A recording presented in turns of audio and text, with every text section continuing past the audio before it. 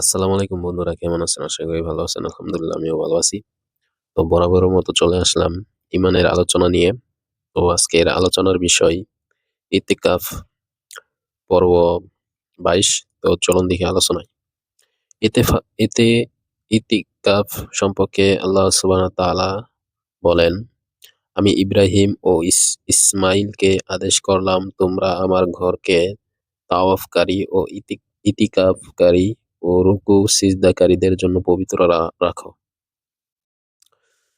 সহিহ আল বুখারী ও সহিহ মুসলিমে আয়েশা রাদিয়াল্লাহু থেকে রাসূলুল্লাহ সাল্লাল্লাহু আলাইহি ওয়াসাল্লাম সম্পর্কে বর্ণিত হয়েছে।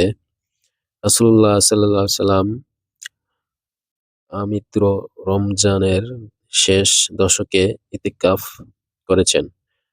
রাসূল সাল্লাল্লাহু আলাইহি ওয়াসাল্লাম ইন্তেকালের পর তার স্ত্রীগণও রমজানের শেষ দশকে ইতিকাফ করতেন। তো ভাই, আমরা আলোচনাগুলা শুনলাম এবং বুঝলাম ইতিকাফ এটি একটি ঈমানের শাখা। রমজান মাসের দশ দশ শেষ দশকে ইতিকাফ করা এবং লাইলাতুল কদর তালাশ করা। তো আজকে আলোচনা এই পর্যন্তই। দেখা হচ্ছে আগামী পর্বে ইনশাআল্লাহ। এ পর্যন্ত সবাই ভালো থাকুন, সুস্থ থাকুন। আসসালামু আলাইকুম।